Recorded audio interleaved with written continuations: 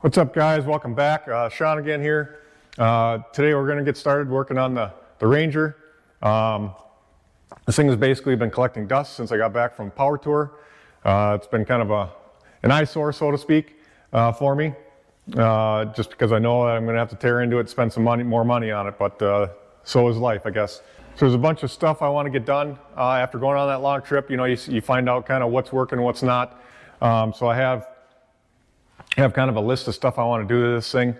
Number one being fix that engine, figure out what's going on there. For those of you that didn't watch that video when I was on Power Tour, towards the end of the week, towards the end of Power Tour, the engine started to develop a rod knock, so I ended up having to trailer it all the way home, and it wasn't a good deal, but we'll figure out what the heck's going on with it and go from there. And that's mostly what this video will be, is pulling that engine out and trying to figure out what's going on. Some of the other stuff I want to do to it, though, is I want to replace the seats, put in little nicer seats. The ones that are in there are okay, but on the long trips they're not comfortable, so I want to get rid of them and maybe put some low backs in there, and that'll still grip on the sides and keep you from sliding around, but just softer and nicer to ride in. And I also want to put a different fuel cell in here. I've always kind of wanted to redo the one I had in there, and the one that was in there was just a bought certain size, and it fit in there, so I bought it, but I want to customize a fuel cell a little bit better. I also want to put an internal fuel pump in it. Right now it's got an external pump on it. It's fine around town or short trips or whatever, but on long trips like that, it gets very noisy. So I want to put one inside the pump, or inside the tank, sorry, and it's going to keep it cooler, lasting longer, and it's also going to be a lot quieter. So I already picked up a Holley retrofit pump for that, so it's basically the same size pump. It's just going to be in the tank. It should work great. It's just a matter of building it. So, and another thing I have to do to this thing is the coilovers had settled a little bit more after going on that long trip, so I got to adjust those. I'm going to do that first before I pull the engine, because that way the weight will be in it. At full weight anyway, with the engine in. It got to come up about a ½ inch. It dropped, so I'll do that off camera, because it's not going to take that long to do that. And then also some other little things is I want to put a tranny dipstick in this. The 6R80 does not come with one from the factory, so I want to buy one and add that to this. So a little easier to add and check fluid levels on the transmission. Another thing that I wanted to do is I must have never got all the air out of the power steering system, because as you drive it longer and longer, the noise in the power steering gets a little bit louder and louder. And from what I've been told, is that because there's air in the system, as the system heats up, that bubble or air gets a little bit larger and larger inside the system because it's expanding. So you get a little bit noisier. So I have to try and figure out how to get that out of there, get the air out of there. And I'm going to try a couple different things. One, I'm just going to try and put a vacuum pump on it and see if I can get that sucked out of there. If that doesn't work, I might try and put a bleeder screw on the brake booster, on the Hydro Boost. Being I have it upside down than normal, and the lines are on the bottom, it's a lot harder to get the air out of there. So I want to try and get that brake bleeder in there. I'd rather not drill and mount that in there. If I can get it out with a vacuum pump, great, but we'll see what happens there. So a few things we'll get it covered. So but I'm going to get those coilovers adjusted, and then I'll start draining fluids and pull the tranny, the exhaust, the motor, all that stuff's got to come out. So we'll get to it. All right, I realize you guys never got to hear the thing run, so I'm going to fire it up quick. Just make sure, see if you guys can hear this or not.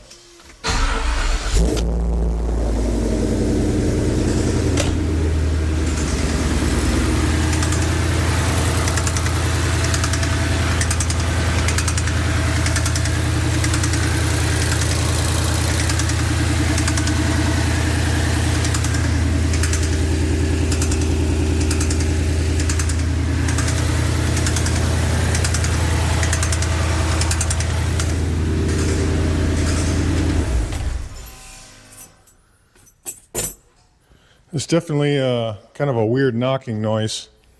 The way it pulsates like that, it doesn't sound like necessarily a piston or something, but never know. So yeah, anyway, hopefully you could hear that.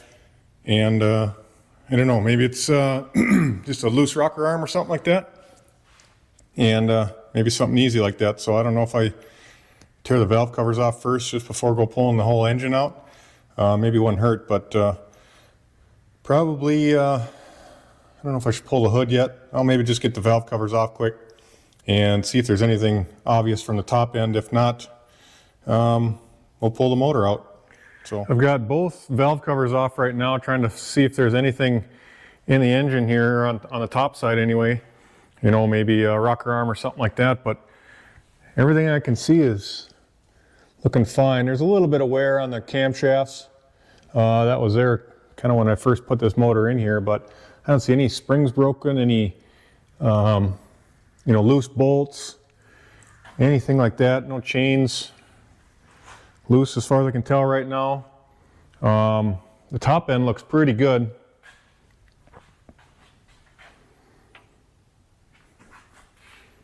I just don't see any wear up here, which I don't know, good or bad, I guess. This would be a lot easier to fix and we could be done. I wouldn't have to pull the motor, but I think it's going to be a piston or something. Now I took my bore scope and I went down each spark plug hole just to see if there's anything there. Valves look good on the bottom side. I don't see any damage to the top of the piston or anything like that. And cylinder walls look okay in there. So yeah, I'm not quite sure what that rattling noise is, but everything on top here is looking pretty good. So I think we're going to end up having to pull the motor out. And yeah, I figured I'd check that stuff out first before pulling it out and then finding out that it was something easy I could have done from the top. But at this point, I don't see anything that was making that noise. So, well, we'll start draining fluids and pulling this thing out of here. I got the intake off, coolant's all drained out of it, hose is disconnected, and fuel line's disconnected. Wiring harness is pulled off to the side. Maybe get those tied up here, but I'm going to get this hood off next. And I was just going to kind of show you a little tip as far as removing the hood if you're kind of by yourself. Sometimes it's a two-man job kind of to hold it. What I always do, if you have a hood prop rod, if you have shocks on your hood, it's a little, I don't know if you can do it this way, but if you have a hood prop rod, it's basically your third arm. Excuse me. And what I do is I leave the hood prop there, and then I'll take and actually use these little pockets on each side kind of to hold it. So I'll put a rag or something soft here, and then I just disconnect the hinges, and I'll kind of stick it in that pocket so it doesn't slide back like that. And kind of the same on that side, the whole time having this being held up. So once you get each side off, they'll sit in those pockets, and then you just come back and you disconnect or take the hood prop, lay it down, then you lay the whole hood down, and you can kind of grab it from both sides and lift it off. This hood, it's not the lightest thing in the world, being I added all this padding to it, but it's fairly easy. That's how I've always kind of done the hoods if you're by yourself. But if you've got someone around to help you out, you know, you can do it however you want, I guess. But just a little tip.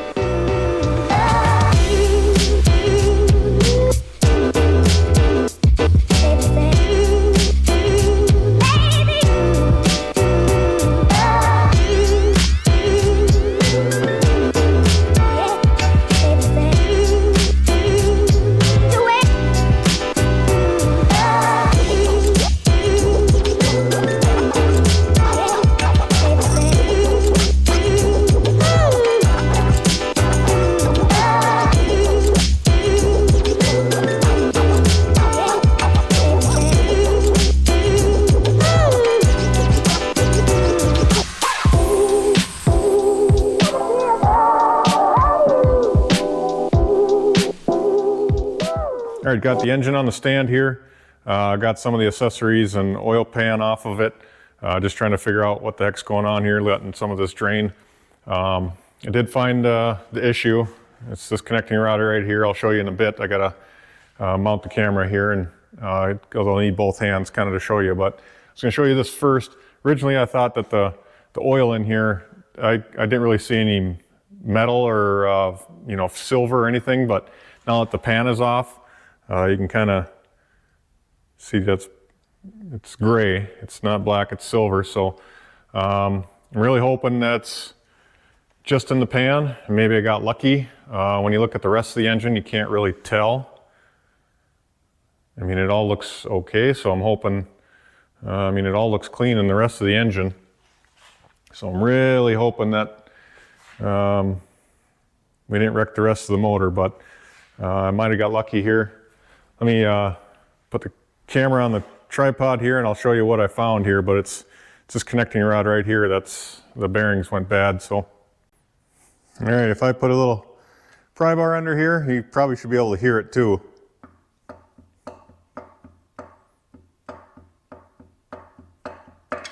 So that's where our noise is. I did check the rest of these to see if they had any play. I don't get any play out of any of the rest of them, so I'm really hoping that I get lucky and it's just the bearing that went bad. We'll have to pull this cap off and kind of pull that connecting rod loose, and you know, measure the crank, make sure the crank didn't get wore out or something. So I don't know why that failed, but we'll probably end up putting all new rod bearings in. I don't know if the piston pin it will be bad too or have any play in it. So I'll have to check that, but we'll get these pulled off and kind of check those bearings and see how bad they are. So I got both caps or connecting rods loose here, and not great news. You can see that this side is definitely wore quite a bit. I mean, you can even feel there's a ledge there. And after I measured them, the two different sizes, there's about 34 thousandths difference from one side to the next. I don't know if I'm going to be able to have that polished and put oversized bearings or undersized bearings on there. The connecting rods, you know, this side looks fine. Nothing wrong with that. The bearings even look okay. As far as that side of the connecting rod, I don't really see anything that, you know, I could put a new bearing in there and it'd be fine, but being the crank is wore down quite a bit, you know, basically that bearing spun on here, and I don't know what happened, if it was oil, lack of oil, or if that tab just broke or what. Here's the bearings, you can see, pretty wore. The tab is gone. I don't know which side it was supposed to be on, but there's no tabs anymore to locate. But that was actually spun in there. The cap here, if I can get that to stop moving here. Cap doesn't look bad either. I mean, you can tell it was spun on there, and even here looks fine. But you know, the bearing is supposed to be the sacrificial lamb, I guess, if you want to call it. You know, the part that should wear out first and hopefully not damage the crank or this. But obviously the crank is wrecked. This is the other side with the bearing, and that looks okay. I mean, for having 80,000 miles or whatever on the engine, I don't think that's bad at all. So I guess my plan is right now is I want to talk to the machine shop, just get some ideas up, bounce some ideas off of him as far as if I should replace this crank. I don't know if anyone makes bearings that would be, you know, if we'd be able to polish that up and just put oversized bearings on there. You know, and ideally I'd probably like to put new rods in here. I might want to switch from the I-beam style rods to an H-beam, just in case. I mean, as far as I can tell, the piston pin, so this would be number 6, I believe. What do we got? 1, 2, 3, 4, 5, yeah, number 6 would be on the driver's side.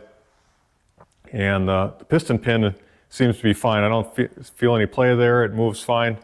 And I think we're going to be okay there. I don't see any other damage in here. piston or the cylinder bore looks okay, and it's mostly just the crank that's damaged.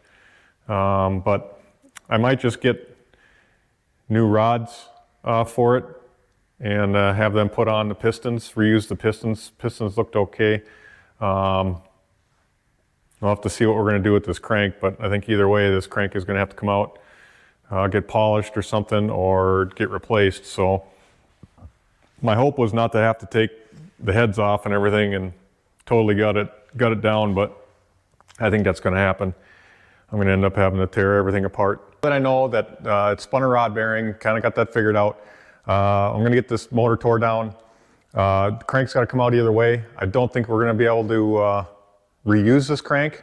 I just think there's too much wear on it. It's got about 34 thousandths wear on that one journal, that rod journal, and I just don't think they make undersized bearings that thick.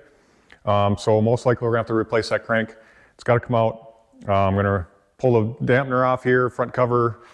I got to pull the heads, I guess, because I got to pull the crank out anyway, so the chain's got to come off. I might as well just pull the heads off. I got the flex plate off already.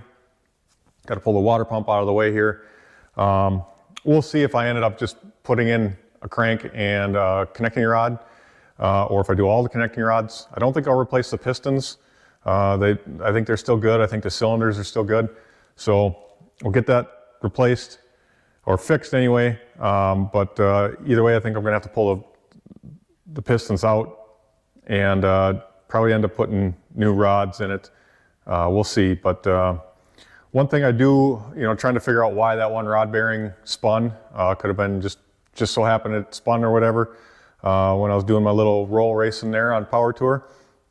Was it lack of oil? I don't see any other, I guess I haven't pulled all the rods and mains off yet, but as far as the bearings, but the one next to it seemed to be in good shape. So I don't think it was an oiling problem necessarily, but one thing I might do is I might I might replace or get rid of the piston squirters. These motors came with piston squirters. I want to say the newest, like the Gen 3 versions, they don't have them anymore, but Gen 1 and 2 had piston squirters. I might block those off. They make a kit you can buy that just plugs those piston squirters, which will help oil pressure be better. Instead of sending it to the bottom of the pistons, which they don't necessarily need to be cooled, it'll send it to the rest of the motor. So the rest of the motor has plenty of power or oil pressure. The other thing is that I might have screwed up when I did the remote oil filter on this thing. My lines that come out of the side of the block down here have a -8 line going to them. I wanted to make sure there was plenty of oil that would circulate through there, but all it's doing is going to the filter. If all the oil for some reason is up in that oil filter and not in the motor, that's not a good thing.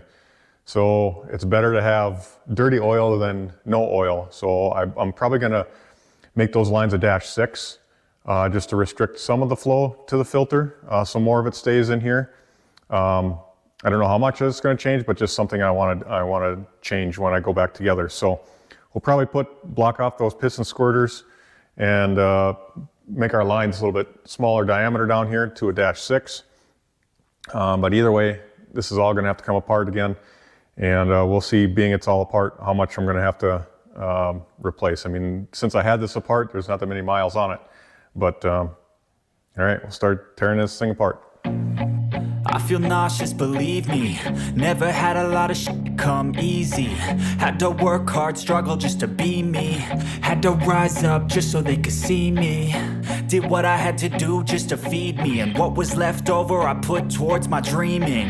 But the only thing in life that has meaning are the things you gotta work for, believe me. Take into your hands a plan, your own hands can land your own brand. I want to make a quick statement to Ford. What is the point of having all these different size bolts or heads of bolts on the front cover? I noticed that on one of my other vehicles too. You go from 10 millimeter to 13 millimeter and back, and you look at the thread size or the diameter of the thread, that's all the same. So why do we need to have 10 millimeter and 13 millimeter? It's just constantly switching from one socket to the other, back and forth, it's a pain in the ass. So, I mean, just keep it simple, guys. An ounce. It's only worth it if you work for it. It's only worth it if you work for it. I won't stop till they hear me now. I won't stop till I wear the crown.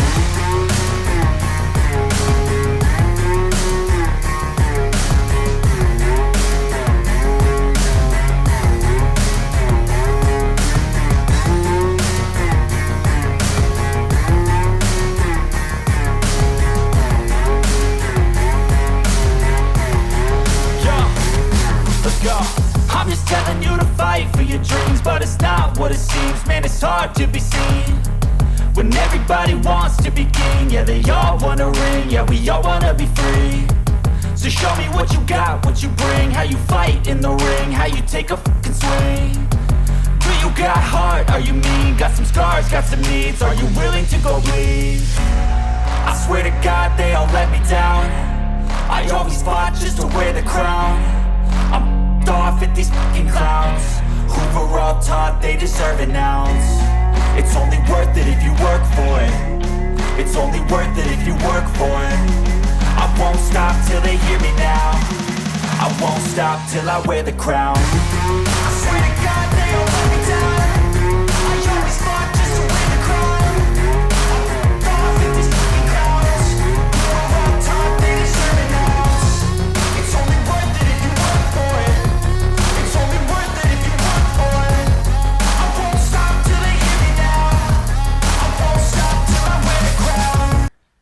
All right, got the engine all tore down to the short block. You can see all the parts, trying to keep everything in order here. I do have two of the pistons out and connecting rods. Right now, get around to this side. That was number 2 and 6, but you can see number 6 was the bad one. That bearing spun right there and wrecked the crank. We're not going to be able to repair it, but you can see this. This was pretty shot out. Doesn't look like the connecting rod got a whole lot of damage on that side, but I'm sure it is. Or if you put a new bearing in there, it's not going to be as tight as it should be. Oh yeah, you can even feel a little, maybe you can kind of see that, how it's shiny on the very edge there. That means that's, well, the bearing is worn, but yeah. So far these rings are looking pretty good. They still got spring in them, so they're not collapsed or anything. Like I said, I'm going to try and reuse those pistons, but put new connecting rods. And the crank is pretty much shot. I won't be able to use undersized bearings. The biggest ones I've seen that you can put on or buy are 30 thousandths undersized bearings. When I measure between the good journal here and the bad one, I'm measuring 34. So I'm already over that 30. And that's not to say that this isn't oblonged or egg-shaped somehow. Because you know, every time that cylinder goes up and down in a certain spot, when it's going down, it's going to hit the crank worse going straight at it versus you know, a different part of that journal. So it's not necessarily going to hit hardest in this spot as it is on this side or something. So I tried to measure as much as around it until I pull it totally out. But my biggest measurement I'm getting is 34 thousandths difference than this side. So new crank is going to be coming. We'll have to tear the rest of this short block down. I already kind of, like I said, ordered parts for everything. Most of this stuff is all going to be reused. I am upgrading to some ARP bolts in some of this stuff. I'll have to take the pump apart and just make sure that's cleaned out and just make sure that didn't get any damage due to the metal going through there. But otherwise, it's not looking bad. Let me see if I can flip this thing over.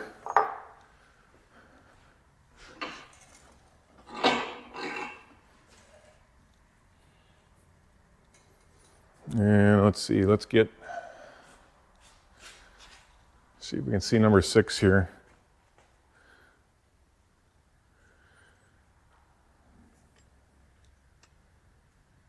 You can still see cross hatching in there, but you can see the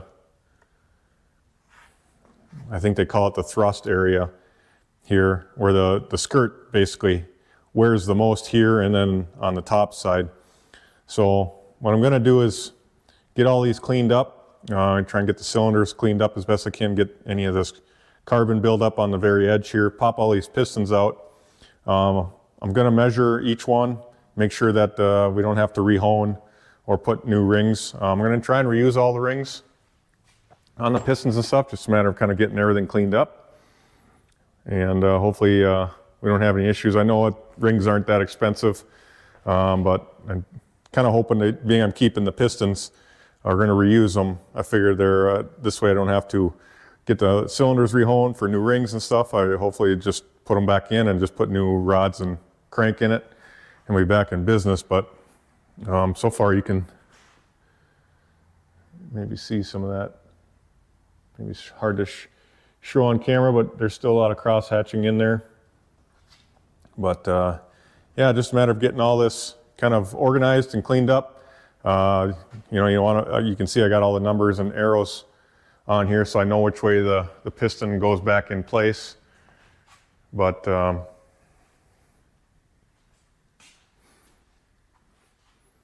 otherwise the heads are looking okay.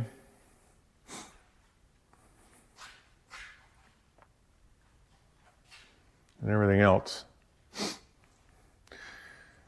And what they want, as far as I'm going to have to, when I get the new crank in, we're going to have to get the engine assembly or the rotating assembly balanced, because the crank I'm ordering is actually for it's stock in it's a forged crank out of like a 2013 2014 Boss 302, and if I was putting it in that, I wouldn't have to balance necessarily the pistons and the rods and all that stuff if they were stock. But being going aftermarket rods, and then the pistons aren't matched to that crank, we're gonna have to send all this stuff in. That's why I gotta get it all cleaned up, pull all this stuff out. Basically what they're gonna do is they're gonna weigh the pistons, the connecting rods, all the rotating assembly, and then basically make sure that the crank is balanced to that weight. So they basically weigh all this stuff individually, and knowing what position it's gonna be in, and then that way they can, if they have to add weight, drill weight out of the crank, but make sure it's balanced. And these engines should be internally balanced, so they don't have a big weight hanging out on the dampener or the flex plate or anything. So it's just a matter of kind of getting all this stuff cleaned up, separated.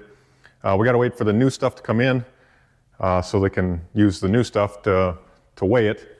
And yeah, hopefully we'll be back in business. So we'll get all these cylinders or pistons popped out of there, and we'll just got to go through everything and clean it up. All right, got everything out of the block except for the crank. It's kind of a little bit infuriating just that everything looks brand new in here. The main journals all look like they're brand new. You know, even the rest of the rod journals look amazing, except for that one right there. Let me grab a wrench here. I don't know if it's going to show up in the camera or not, but when you go to this side, you can feel just a little bit of a lip there, and you can see the wear. But when it's down on that end, there's quite a difference in the height, how much it has wore on this side of the crank. And if some people may know it, some not, but anytime you have kind of a stroker crank, a lot of times that's what they do, is they'll actually offset, not necessarily the journal here, but they'll offset where it's ground. So if they grind it on one side and not necessarily the other, and just make the bearing a little bit smaller, that'll actually drop the rod down a little bit, which gives it more stroke. But anyway, quick little thing there. But yeah, I mean, everything else looks just amazing. Show you one of this is number 4.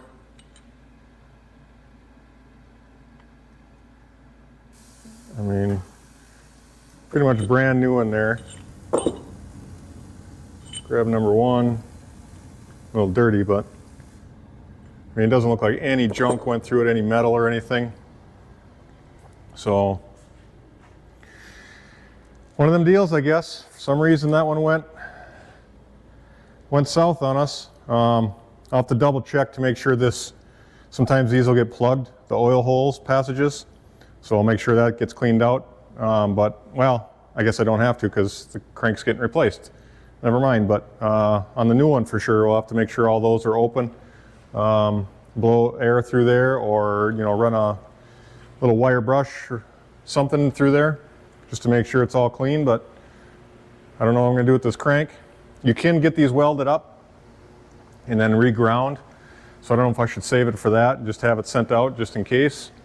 Don't know what I'll do with it, but maybe make it into art or something like that. I got all these connecting rods too that are half-assed decent shape, so we'll see what ends up happening with them. But for now, we just got to get everything cleaned up and wait for our parts to come in.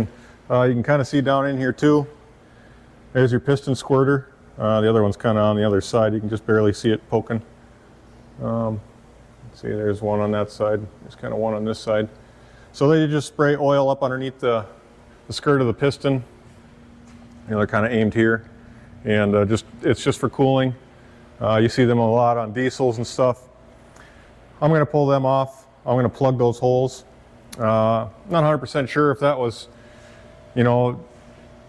I just want to make sure that oil is going to the mains and the rods and not necessarily being wasted squirting at the underside of the piston. They're not 100% necessary, so I just want to, it's just a loss of oil pressure. So I want to actually get rid of those.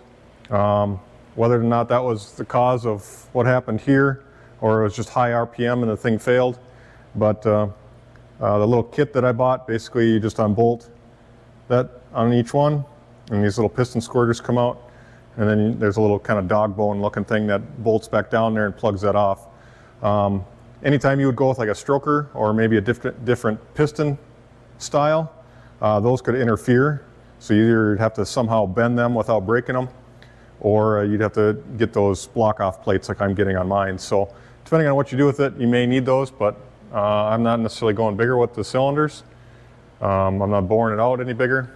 We're reusing the pistons, and so far most of the pistons, all this, everything kind of looks good on there. Just got to clean all the carbon out of them, but the rings all look good. They're actually sprung out. If they're still tight in the piston or still collapsed basically, then you know it got hot and kind of cooked it. But most of these so far all look like they're sprung out, and should be able to reuse them. So I went and pulled the oil pump apart just to inspect it, make sure there's no junk in here.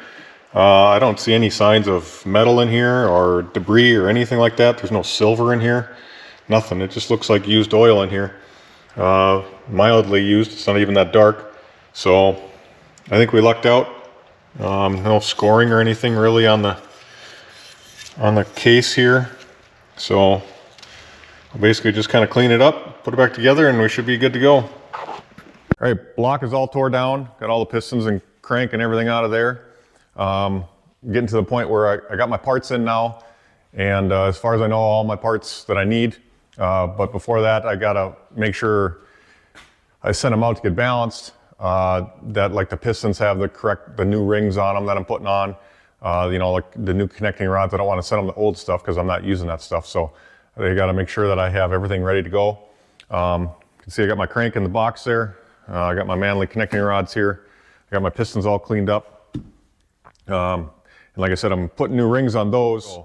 Before I put the rings on the pistons, I want to double check to make sure the ring end gap is correct. So that's why I want to dingle ball this first. Basically, as much as I can. It's not going to take too much. I just want to kind of get a fresh honing in there and a crosshatch in there. And here's my hone. And so we'll do that quick.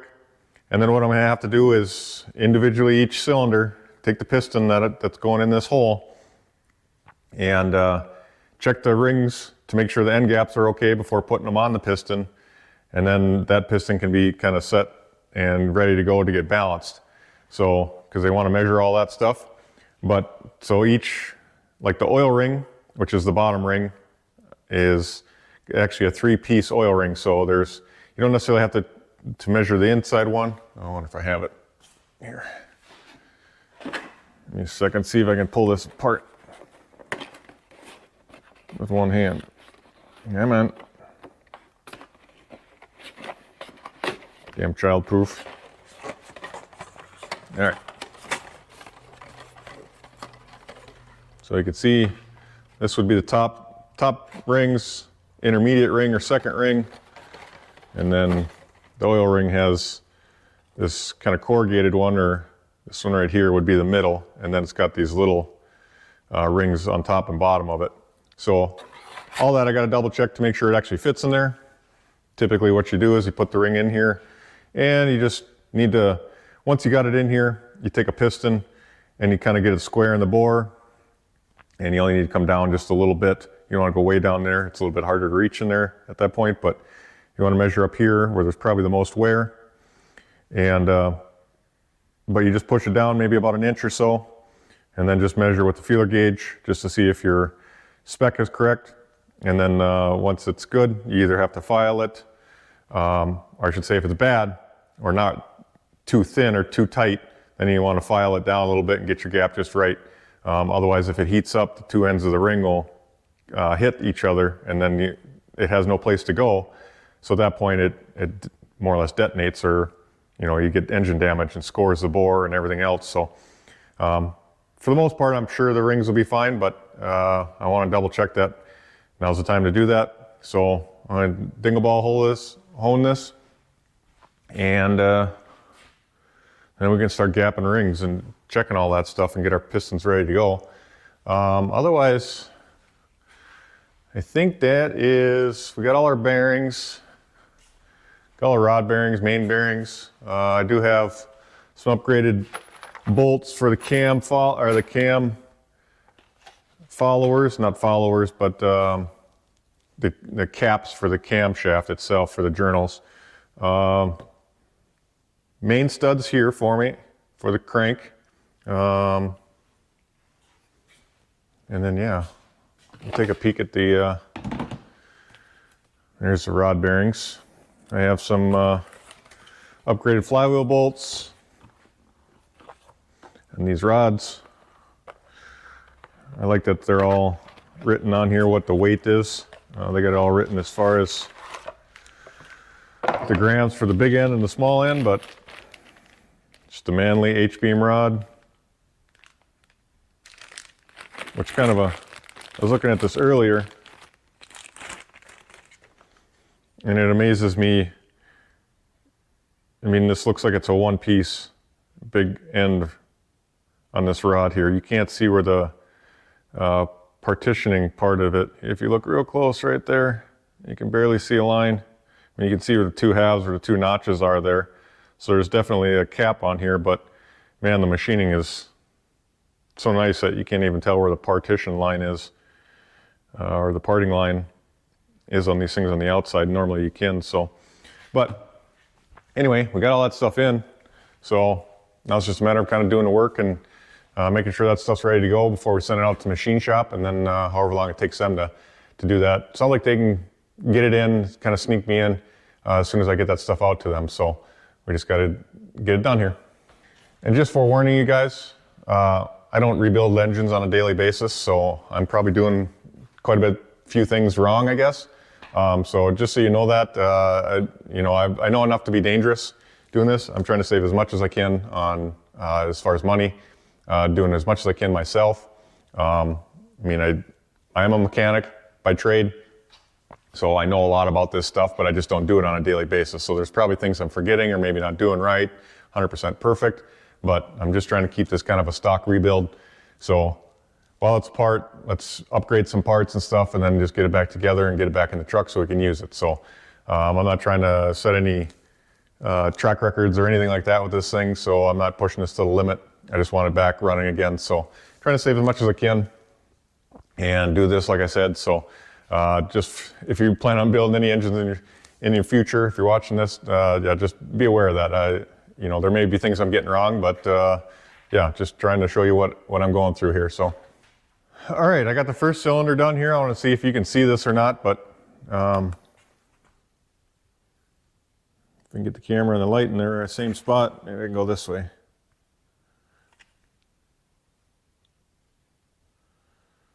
You can see all my, hopefully see all my cross hatching compared to this one's a little bit, you can see cross hatching, but it's pretty shiny in there where it had been wearing.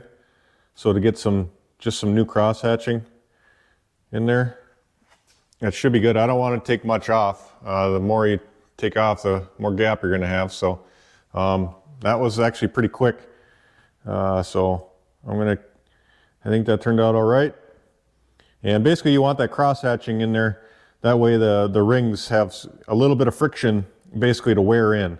And then kind of once they're worn in, then they settled in and, you know, do their job. But so I just want to hit the rest of these cylinders, but I figured I'd show you that real quick. One thing too, if you're doing the honing, whether it's a dingle ball or the 3-fingered hone on these, you got to always make sure that you go back and clean all that dust out of there. It's basically, you know, like gravel in your engine if you don't. So what I typically do is I'll take ATF and I'll put it on a clean rag, like a lint-free rag, usually white if you can, or the lighter the better, just so that you can see if there's dirt on them. But basically put a little ATF on the rag and go in here and wipe it all out, and you'll see there's plenty of black that comes out of it. But you're just going to keep going through all these cylinder holes and just keep wiping it out until you don't see any more lint or dirt come out. So as long as the rag is staying clean, you should be good. Now, the other thing that it does too is it lubricates the cylinder. So basically you don't want this to rust or flash rust after cleaning it out, whether you're using brake clean or hot water or whatever detergent. You want to make sure this stays lubricated. So it's kind of a 2-for-1 deal. You can go in and clean all the dirt out because ATF has good cleaning properties, and just go through everything and clean it all out and basically make sure the block is clean. You could put it in a hot tank. I don't have one, so I got to do it by hand, but you just got to make sure everything is clean on top here on the deck surface and down in your main caps too. Make sure all that, you can try and tie it off, but you obviously don't want that stuff going through the oil galleries. So, all right, I want to cut this old filter apart and just see how bad it is on the inside. There's a little bit of silver coming out of there. Not terrible, but we're going to cut this thing open here.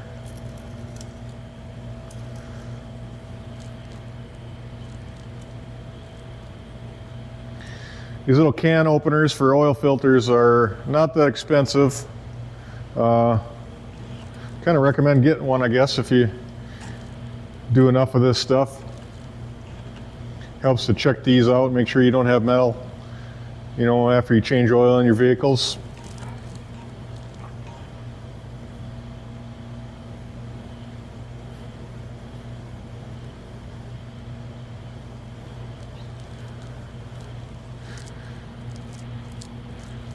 Got to keep cranking it tighter and tighter, just about through here. There we go.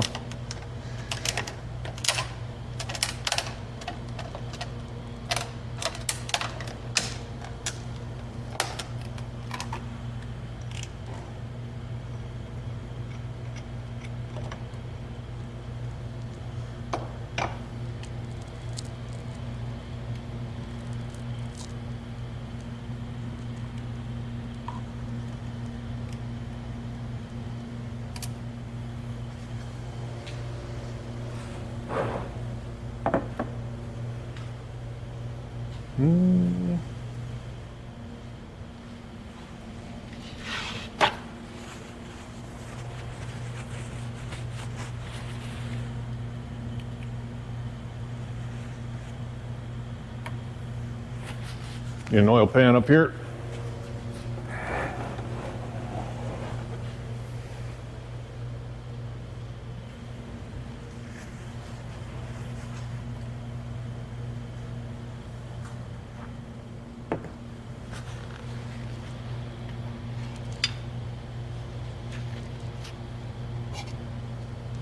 Yeah, I'm making a mess now.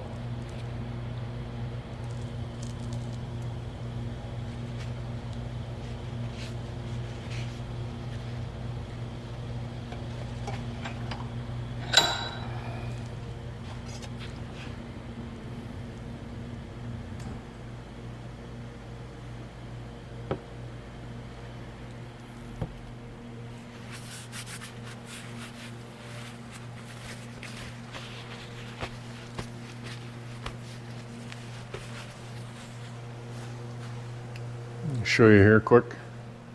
Maybe you can see that. All the silver coming off that thing. Oops. She's a little shiny in here too.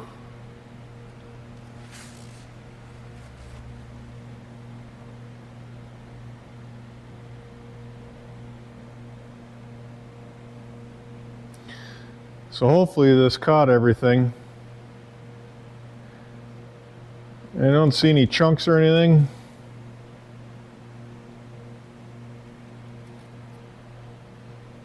So it's all fine metal. Or all fine silver in there, so I guess if I look down in there, I don't have a good flashlight to get in there, but down in the pleats down in there, there is some smaller chunks of metal.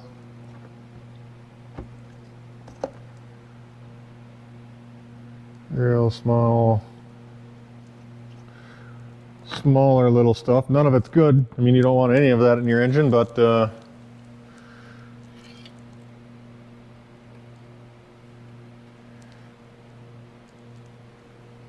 it's a lot of silver. Yeah, you can see some of the smaller pieces that are floating around there. I'm guessing that's off the bearing. So, and if you can see all the metal flakes at the bottom here of the oil filter itself. Get some more of that oil out of there, out of the way. Looks like the Milky Way in here with all the shininess and stars. Not good, not good at all. So all my parts came in the other day, all the new crank, the new connecting rods, a bunch of bolts. I got a bunch of ARP bolts, that all came in. So I went and sent out the crank and the connecting rods and the pistons, and I actually put new rings on the pistons. So all that's on there. I had sent that out to the machine shop to have that rebalanced. And so we're at that, just kind of waiting for them to get that done. But until then, what I did is I'm kind of prepping the block here, make sure that's ready to go. These are the ARP main studs. They sell a kit. So I got all those kind of installed. There's some that come from the side here. So there's 6 bolts per main. And you got to wait to put the side ones in, obviously, because you got to set the cap down and then put the bolts from each side. I got some of the new bearings already installed there. You can see most of my parts I got from Modular Motorsports Racing, MMR for short. So I got their little block off plates. You can see the red there for those oil piston squirters. So they're a little tight when I install them. I kind of had to tap them in with the hammer and punch and just kind of be gentle with them. But there's actually an O-ring underneath there where the piston squirters that come from the factory don't actually have anything there. They're just kind of a tight fit, and then they just get bolted down.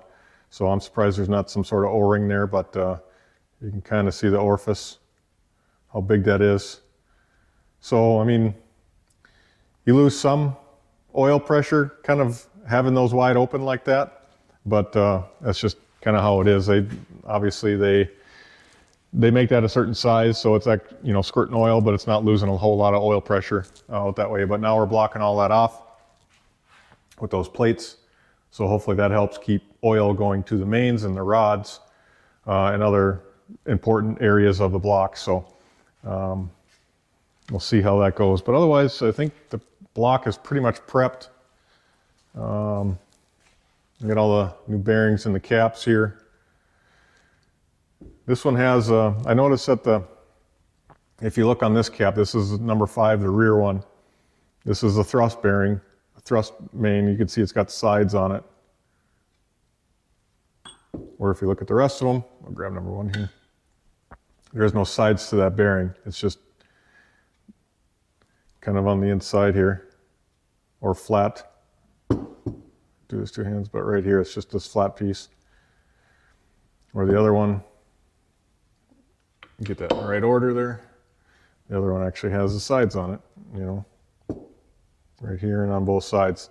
That's so if the crank moves forward and back, that it rubs on there and not on the main cap itself. So, but this one on the cap, it has those sides. Now the bearing kit that came with, that I bought, actually has for the upper and the lower bearings. But this one has just this for the lower. I guess depending on which way the block is turned, which way is upper and lower, but this is all the thrust bearing. So on this side of the thrust bearing, there's nothing there. That's what kind of came in it. So I don't know if the trucks and the Mustangs or the F-150s and the Mustangs are different, why the kit came with both, but this basically just sits. Let me see if I can do it here. Yeah, there's nothing kind of holding it, but it just sits in there like that. And then once you put the crank in, it just kind of stays in there. But the old one had really no wear on it, so it's a little different. I've never seen that before. Just kind of half bearing, but that's just going to go on the bottom side of that cap, and there won't be anything on the inside. So I just got to remember to put that in there. But otherwise, yeah, these are all the torque to yield bolts, which I don't like. I know they do a good job, but I prefer ones we can reuse and just torque them, and then we don't have to sit there and do the rotation thing. So, but otherwise the block is pretty much cleaned up. We'll do a final, when I get ready to put the pistons in, I'll do another cleaning of the cylinders with the ATF and stuff and clean rag, and we'll make sure that's all cleaned out. But basically next step is we're gonna, wait for the crank to get back. Then we can install, well, we have to install the pistons, crank first, then the pistons, and kind of start putting this thing back together. But once the crank gets back, I should have measured the new crank, what each journal was here. And that way I can kind of check my clearances, what my oil pressure clearance would be. I might plastic gauge them. If you don't know what plastic gauge is this stuff right here. They make two different sizes. This one is a 2/1000 to 6/1000 of an inch. And they also kind of go millimeters if you're into that. And then they make a 4 to 9 inch. But basically what it is there's just a little piece of plastic in here. You can see. You just cut it to whatever width or length you need there. And then once you have your crank in here, and then you go to bolt up your main, the main cap, you bolt it on there, and then you'll put a little piece of plastic kind of right between the bearing and the crank, and then you tighten everything down.